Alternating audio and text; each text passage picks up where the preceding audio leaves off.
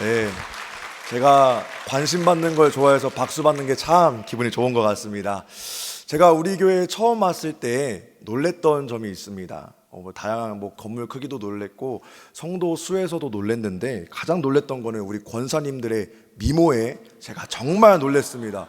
아니, 우리 한국교회에 이렇게 미모가 아름다운 권사님들이 계신가? 라는 생각이 들 정도로 우리 권사님들의 미모를 보면서 제가 놀랬던 적이 있습니다. 우리 권사님들의 얼굴이 항상 빛나기 때문에 우리 본부교회가 더욱더 밝은 줄 믿습니다. 우리 그런 의미에서 좌우 옆 사람과 인사해 볼까요? 당신 참 잘생겼습니다. 네, 아우, 분위기가 너무 좋은 것 같습니다. 오늘 오후 예배를 통하여서 위로하는 이라는 제목으로 우리 성도님들과 말씀 나누어 보도록 하겠습니다. 제가 목 상태가 많이 안 좋은 이유가 목요일부터 토요일까지 우리 금쪽이 같은 중등부 학생들을 데리고 2박 3일 동안 수련회를 다녀왔습니다. 대전에 가서 수련회를 진행하는데 그곳에서는 모든 교회가 섞여서 학생들도 조를 이루고 선생님들도 조를 이루어서 이제 활동을 하게 되었습니다. 처음 만나니까 어색하잖아요. 그래서 그 수련회 측에서 똑같은 동일한 질문을 하나 주었습니다. 무슨 질문이냐면 당신의 MBTI는 무엇입니까? 당신의 MBTI는 무엇입니까? 라는 주제로 이제 조모임을 하라고 했습니다. 여러 테스트를 통하여서 당신의 성향이 무엇인지를 물어보는 것이죠. 이제는 너무나 많이 들어와서 MBTI가 우리는 이제 익숙합니다. 이제 지겨울 법도 한데 어느새 그 MBTI는 무엇입니까? 라는 질문을 나누니까 학생들도 계속해서 이야기를 나누는 것을 보게 되고 교사들도 이야기를 나누는 것을 보게 되었습니다. 그러면서 저도 이제 제 차례가 되어서 제 소개를 했습니다. 네, 저는 본부교회에서 왔고요. 저는 나이가 몇 살이고 이름은 무엇입니다 하고 제 MBTI는 ESTJ입니다 라고 했습니다. E는 외향적이고 S는 현실적이고 T는 이성적이고 J는 계획적인 사람, 저는 ESTJ 그런 사람입니다. 저는 이제 제 MBTI가 너무 마음에 듭니다. ESTJ, 외향적이고 아주 이성적이고 그리고 계획적인 사람이 정말 마음에 드는데 때로는 저의 MBTI 때문에 이런 성격 때문에 친구들이 조금 싫어할 때도 있습니다. 친구들이 저한테 이야기를 하면 야, 이사가 너는 기계냐? 로봇이냐? 어떻게 공감을 그렇게 하나도 못해? 라고 할 정도로 그런 이야기를 많이 듣는데 또 아이러니한 것은 친구들이 저에게 와서 기계적이다 라고는 하지만 너에게 이야기를 하면 그래도 내가 위로를 받고 참 많이 그 마음에 쌓였던 것이 풀린다라는 이야기를 많이 들었습니다. 고등학교 시절부터 대학교 때까지 제가 계속해서 기숙사 생활을 했는데 그때마다 힘든 일이 있는 친구들이면 저에게 와서 이야기를 해주는 겁니다. 그리고 침대에 누워서도 이야기를 하는 거예요. 그럼 저는 어떻게 할까요? 너 그렇게 살면 안 돼 라고 단호하게 말할까요? 저는 그저 묵묵히 들어주면서 그 친구에게 이런 힘듦이 있구나라는 것을 때로는 이야기해주기도 합니다. 그래서 그 친구들이 항상 이렇게 말합니다. 이사가 너는 공감은 못해주지만 이야기는 참 잘 들어줘서 좋다. 그게 나에게 위로가 된다라고 이야기를 많이 해주었습니다. 그러면서 제 얼굴을 빤히 쳐다봅니다. 한 10초 쳐다보더니 이런 말을 해요. 그래, 너 같은 얼굴도 살아가는데 내가 살아가야지, 힘을 얻어야지 라고 하면서 참 저에게 위로의 말도 해주고 저도 위로를 하는 그런 시간이 되는 것 같습니다. 저도 생각해 봅니다. 왜 나한테 와서 위로를 받을까? 내가 뭘 잘했다고? 근데 방금 앞에서도 말했듯이 그저 저는 같이 있어주고 같이 있어주면서 이야기를 들어주기만 했을 뿐인데 그게 위로가 된다는 거죠. 그래서 이런 생각이 들더라고요. 사람들은 생각보다 아주 작은 것, 아주 사소한 것에서 위로를 받는구나. 다시 생각해보면 현대를 살아가는 현대 사회인들이 여기 있는 성도님들도 그렇고 여러분의 이웃들도 그렇고 작은 위로를 못 받아서 힘들어하는구나 라는 것을 느끼게 되었습니다. 그런데 한번 생각해볼까요? 나는 과연 다른 사람들에게 위로를 해주는 사람이 될까? 위로가 되어주는 사람이 되고 있을까? 라는 것을 우리 스스로에게 한번 질문해 볼 필요가 있습니다. 나는 다른 누군가 나에게 와서 쉽게 위로를 얻을 수 있는 사람인가를 생각해 보아야 합니다. 특별히 우리는 예수 그리스도를 내 인생의 구주로 영접한 그리스도인입니다. 예수를 믿는 사람으로서 다른 이들에게 우리 성도님들은 그리고 저는 위로를 주는 사람인가요? 아니면 다른 이들이 왔을 때 그저 쳐내기 바쁜 사람인가요? 누군가는 저에게 이렇게 말할 수 있습니다. 목사님, 제 MBTI는 F가 아니라 필링이 아니라 감정 공감을 해주는 사람이 아니라 T이기 때문에 위로가 어렵습니다. 공감해주지 못해요 라고 이야기할 수 있습니다. 하지만 위로는 그 성향과 전혀 상관이 없습니다. 우리가 예수님을 믿는 그리스도인이라면 어쩌면 당연하게 위로를 하는 삶을 살아가야 합니다. 작은 위로라도 전해야 합니다. 왜냐하면 예수님의 삶의 모습 중에 하나가 연약한 자들의 도움이 필요할 때에 그들에게 다가가서 위로해주기 삶을 사셨기 때문입니다. 또한 오늘 우리가 함께 읽었던 이사야 말씀, 구약을 통해서 증거해주는 하나님의 모습 중에 하나가 위로의 하나님이시기 때문입니다. 그런데 우리는 실제의 삶 속에서 얼마나 위로를 하고 있을까요? 오늘 말씀의 제목을 우리 다시 한 번만 읽어보도록 하겠습니다. 앞에 PPT가 띄워주실 텐데요. 말씀의 제목 띄워주시면 감사하겠습니다. 네, 한번 다 같이 읽어볼까요? 시작. 위로 가는, 위로하는. 여기서 의미하는 위로 가는은 쉽게 말하면 위로 올라간다라는 겁니다. 영어로는 up이라고 할 수 있죠. 그리고 뒤에 위로하는 것은 제가 지금까지 계속 말했던 위로, 따뜻하게 격려해 주는 거죠. 자, 그런데 우리는 여기서 어떤 위로를 많이 하고 있습니까? 앞에 위로를 많이 하고 있습니까? 뒤에 있는 위로를 많이 하고 있습니까? 어떻게 해서든 올라가겠다라는 위로를 외치고 있습니까? 아니면 누군가의 상처에 공감해주고 따뜻한 말로 격려해주는 그 위로를 외치고 있습니까? 계속해서 스스로에게 질문이 필요할 것 같습니다. 나는 위로 올라가려는 사람인가? 나는 위로하려고 하는 사람인가? 우리 교회 스스로에게도 질문해 봐야 될 것 같아요. 우리 교회는 위로 가는 교회인가? 우리 교회는 위로하는 교회인가? 오늘날 통계를 보면 우리 기독교인들은 위로를 하는 사람이 아니라 위로 가려고 하는 사람들인 것 같습니다. 통계를 살펴보니까요, 일반 국민들이 생각하는 종교 호감도에서 기독교가 꼴찌를 했습니다. 불교, 천주교, 기독교 중에서 기독교의 호감도가 제일 낮다고 평가하고 있습니다.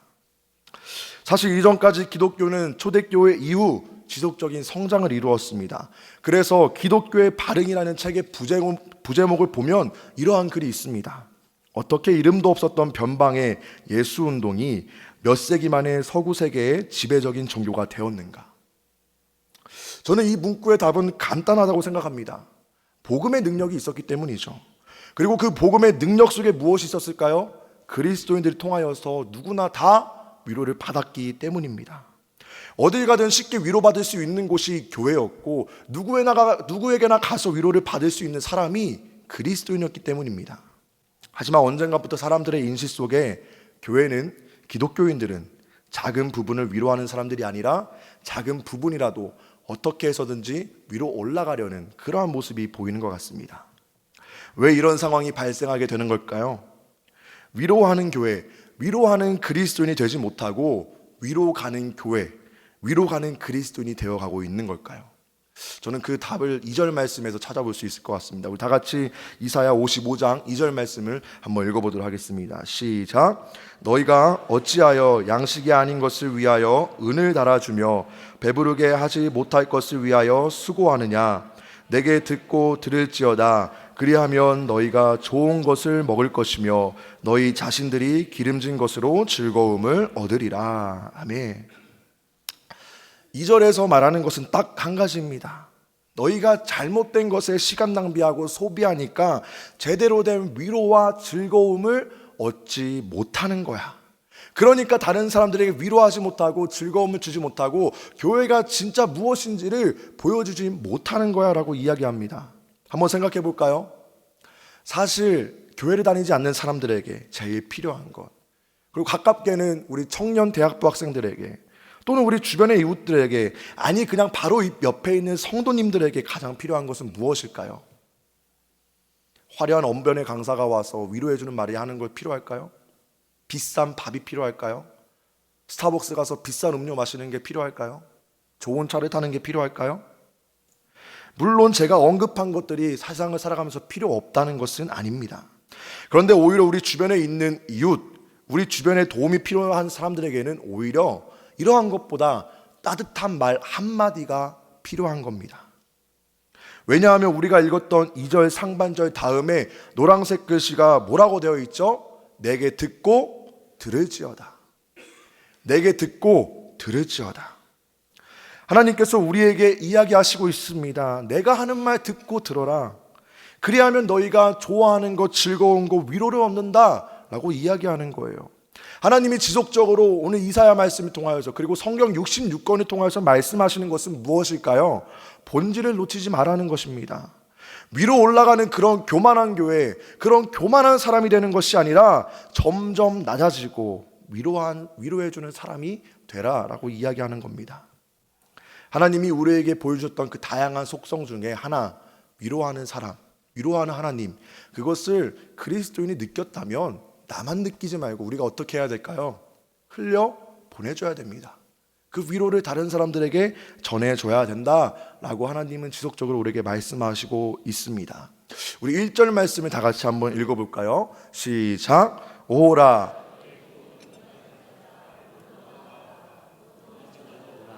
너희는 와서 삶 없되 돈 없이 값 없이 와서 포도주와 젖을 사라. 아멘. 자, 목마른 자들은 어떻게 하라고 하고 있죠? 물로 나아오라. 목마른 사슴은 어떻게 해야 될까요? 시냇물을 찾아야 합니다. 왜일까요? 그 갈급함을 채울 수 있기 때문이죠. 위로가 필요한 자들은 어떻게 해야 할까요?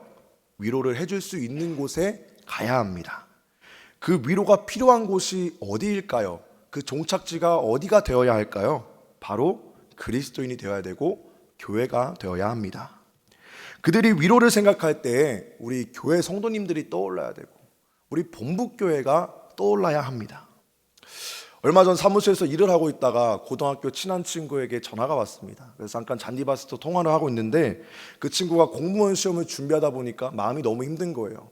근데 놀라운 것은 그 친구는 이제 목사님 아들인데 교회를 안 다닙니다. 그래서 제가 맨날 교회 가라고 하는데 그때도 저에게 이런 얘기하는 거예요. 야, 이사가, 내가 시험 준비하는데 마음이 너무 힘들다. 요즘 좀 교회 가고 싶은데 어떻게 해야 될까? 라고 저에게 질문을 하는 거예요. 그럼 저는 뭐라고 할까요?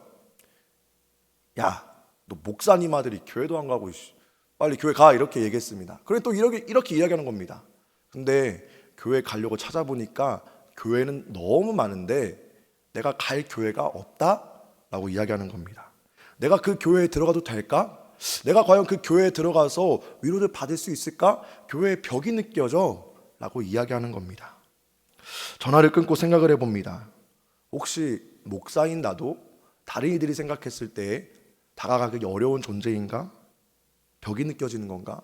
다시 한번 생각해 봅니다. 우리 교회는 다른 계룡 사람들이 생각할 때 쉽게 다가가서 위로받을 수 있는 교회인가? 우리 성도님들도 한번 생각해 볼까요? 나는 다른 이들에게 위로가 필요할 때 쉽게 다가갈 수 있는 사람인가? 만약 지금 사람들에게 물어봐서 당장이라도 우리 성도님들의 이름이 나오고 우리 교회 이름이 나온다면 우리 교회는 위로 가는 교회가 아니라 위로하는 교회입니다. 하지만 지금 당장 우리 이웃들에게 우리 성도님들의 이름이 나오지 않고 우리 교회 이름이 나오지 않는다면 우리는 위로 가는 교회가 되고 있는 것입니다. 그 사람들은 그 위로를 우리 교회에서 받지 못하고 세상의 유혹 속에서 위로를 받게 되는 것이죠. 사실 교회는, 그리고 우리 그리스도인들은 계속해서 위로하며 살아가야 합니다. 교회라는 공동체는 위로가 필요 없는 완벽한 사람들이 모인 공동체가 아닙니다. 연약함이 모여서 서로를 위로해주고 기도해주는 공동체가 바로 교회입니다. 그것이 그리스도인입니다. 연약함을 조화롭게 하는 것이 교회이고 그리스도인입니다. 연약함을 조화롭게 만들어가고 누군가를 위로해주는 것이 바로 우리의 모습입니다. 이 모습이 우리에게 없다면 우리는 계속해서 고민해봐야 합니다. 내가 진짜로 교회인가? 내가 진짜로 그리스도인인가? 내가 진짜로 성도인가? 위로를 외치고 있는데 그 위로가 위로하는 것이 아니라 위로 가는 것을 외치고 있지는 않은가 질문해봐야 합니다. 이런 고민을 하다가 우리 성도님들 교회를 떠나지 마시고 우리는 이 성경을 통하여서 답을 찾아봐야 하는 겁니다. 위로하는 자가 되고 위로하는 교회가 되기 위해서는 답은 간단합니다. 살아계신 하나님의 말씀 속에서 답을 찾는 것이고 우리가 읽었던 2절의 말씀처럼 하나님의 말씀을 계속해서 듣고 들으면 되는 겁니다. 그리고 살아 역사하시는 예수님의 그 모습이 우리 교회가 앞으로 지향해야 할 방향인 겁니다. 그 모습이 바로 그리스도인의 모습입니다. 예수님의 삶이 가장 대표적이고 모범적인 위로의 삶입니다. 예수님은 우리가 잘 알고 있잖아요. 위로가 필요한 자들에게 가서 위로해 주시고 상처의 치유가 필요한 자들에게 가서 치유해 주셨습니다. 저는 이 위로의 이야기를 묵상할 때마다 한 여인의 이야기가 떠오릅니다. 대표적으로 혈루증 여인이죠. 여러분, 혈루증 여인은 우리가 너무나 잘 알고 있습니다. 12회를 피가 멈추지 않고 계속해서 하혈하는 병을 앓고 있었습니다. 누군가의 치료가 필요했고 누군가의 위로가 너무나 필요했던 여인이 바로 혈루증 여인이었습니다. 하지만 당시 유대인의 율법으로는, 당시 사회 분위기로는 이 하혈하는 여자는 부정한 존재였습니다. 그 누구도 다가가지 못하는 존재입니다. 누구도 말을 걸지 못합니다. 만나서도 안 됐습니다. 접촉 불가였습니다. 그러니까 어떠한 삶을 살았을까요? 그의 마음 가운데에 공허함이 있었고 외로움이 있었고 상처가 가득했을 겁니다. 12년을 그렇게 살았다는 것, 여러분 상상이 되십니까? 그 누구보다 자신의 상처를 이야기하고 위로를 받고 싶어 했을 겁니다. 하지만 그 누구도 만날 수 없었고 그 어떤 것도 이 여인을 위로하고 고칠 수가 없었습니다. 그런 그가 어떤 소문을 듣게 되었을까요? 예수님이 지나간다라는 이야기를 들었습니다. 예수님을 떠올리면 예수님께 가서 내가 나아가면 위로를 받겠구나라는 마음이 그의 마음 가운데 있었기 때문에 예수님이 지나간다는 이야기를 듣고 혈루증 여인은 자신이 돌에 맞아 죽을 것을 알면서도 그 길 위에 올라가게 되었습니다. 여러분, 혈루증 여인이 그 길 위에 올라가서 어떻게 했을까요? 예수님의 옷자락을 살짝 터치했습니다. 그 순간 그녀의 병이 나았나요? 안 나았나요? 나았습니다. 예수님은 그 모든 것을 알고 계셨고 그 자리에서 이렇게 이야기하시죠. 누가 나에게 손을 댔느냐? 혈루증 여인은 그 이야기를 듣자마자 두려웠을 겁니다. 자기가 부정한 것이 이 자리에서 다 들통나면 자신은 죽을 수밖에 없는데 위로는커녕 내가 지금 이 자리에서 생존할 수 있는지 없는지조차 모르는데 어떻게 하지라는 생각이 들었을 겁니다. 떨고 있는 그녀에게 예수님은 뭐라고 하셨을까요? 차갑게 대답하실까요? 너 왜 여기 나왔냐라고 하실까요? 이 부정한 사람아 라고 했을까요? 아주 따뜻한 말 한마디로 그녀의 공허한 마음, 위로가 필요한 마음까지 다 채워주셨습니다. 우리 누가복음 8장 48절 앞에 보고 다 같이 한번 읽어보도록 하겠습니다. 시작. 예수께서 이르시되 딸아 내 믿음이 너를 구원하였으니 평안히 가라 하시더라.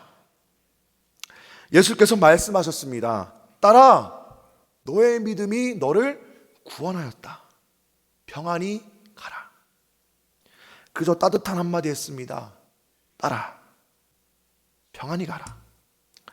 아마 제가 이 말씀을 묵상하면서 그 장면이 상상을 하는데 다른 어떤 제스처도 취하지 않았을 것 같아요. 그저 예수님은 그녀를 따뜻한 눈빛으로 바라보면서 따뜻한 말 한마디 하셨을 겁니다.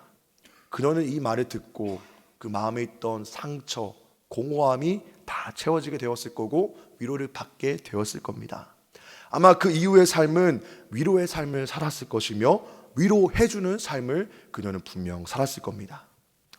우리는 화려한 언변으로 위로할 수 있다고 생각하지만 때로는 예수님처럼 이 따뜻한 한마디가 다른 사람들을 살릴 수가 있고 위로할 수 있습니다.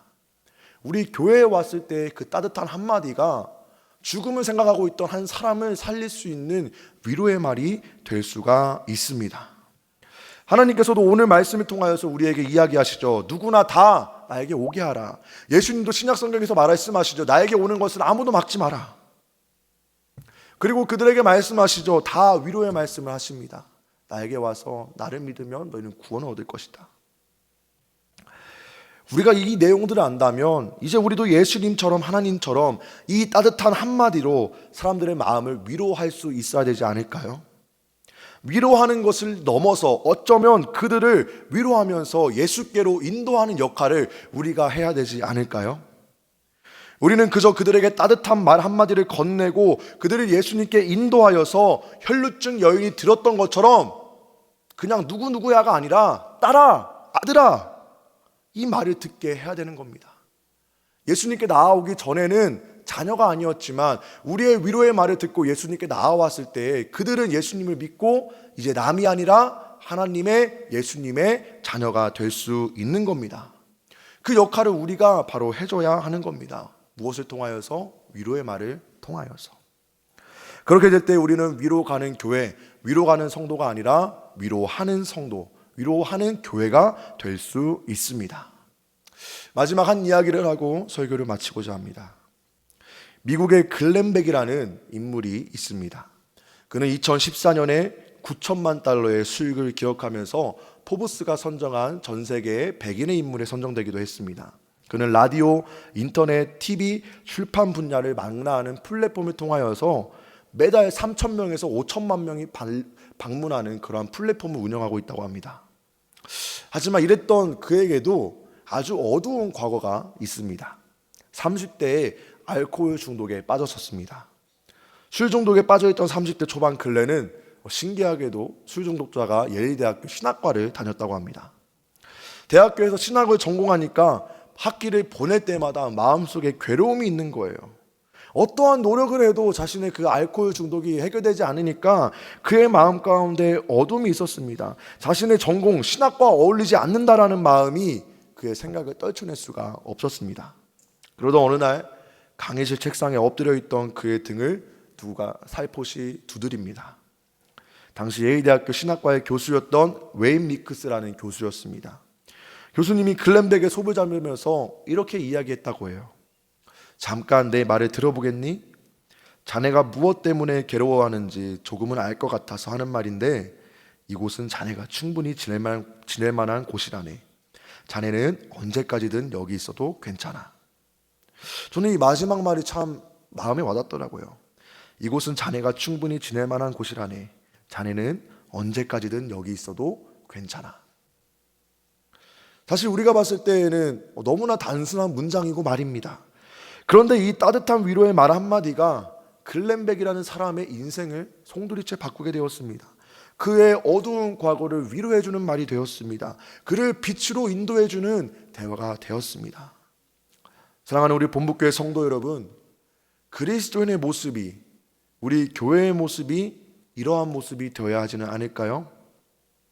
따뜻한 말 한마디로 그 사람의 인생을 바꿀 수 있는 위로가 우리에게 있어야 하지 않을까요? 물이 필요한 자에게 물을 주는 것처럼 위로가 필요한 자에게 우리 교회는, 우리 성도님들은 위로를 주어야 하는 겁니다. 때로는 글렌백처럼 어두운 과거 때문에 혼자 고민하고 있는 사람도 있고, 혈루증 여인처럼 외로워하고 힘들어하는 사람도 있고, 아이를 못 낳아서 한나처럼 교회에 와서 울고 있는 사람도 분명히 있을 겁니다. 그럴 때 우리는 어떻게 해야 될까요? 벽을 치면서 당신은 이 교회에 오면 안 됩니다라고 해야 될까요? 벽을 치면서 나는 당신과 이야기하지 않아야 됩니다라고 해야 될까요? 예수님이 누구나 다 오라고 했던 것처럼 그들에게 다가가서 그저 등을 두들겨주며 교수님이 이야기했던 것처럼, 예수님의 말처럼 이곳 교회는, 제가 있는 곳은 당신이 충분히 머물다가 갈 수 있는 곳입니다. 언제든지 우리 교회에 와서 위로를 받고 가도 괜찮습니다 라고 이야기해 줄 수 있어야 하지 않을까요? 그 말 한마디를 통하여서 주님께 인도하는 게 우리 교회의 역할입니다. 그렇게 되면 아마 위로가 필요한 이들에게 하나님께서는, 예수님께서는 분명 이렇게 말씀하실 거예요. 사랑하는 내 자녀야, 너는 충분히 내 옆에 있어도 돼. 왜냐하면 너는 나의 자녀니까.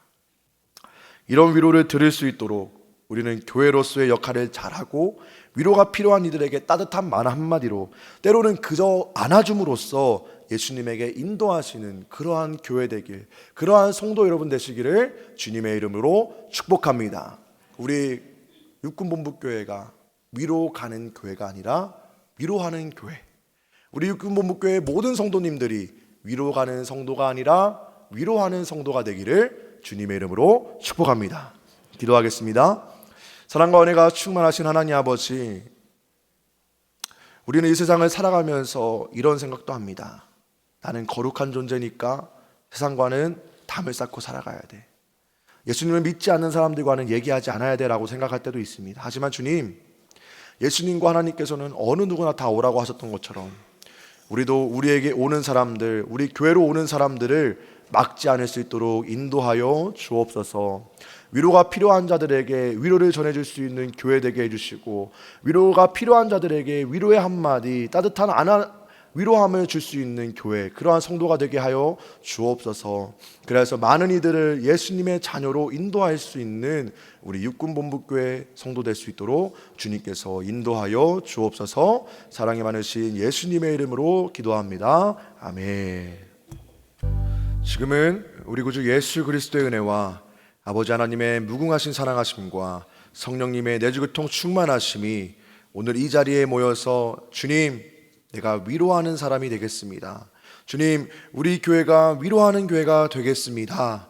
그리하여서 많은 이들을 주님께로 인도하는 그런 사명을 감당하는 교회가 되겠습니다라고 다짐하는 우리 본부교회 모든 성도들 가운데 함께 하시기를 간절히 축원하옵나이다. 아멘.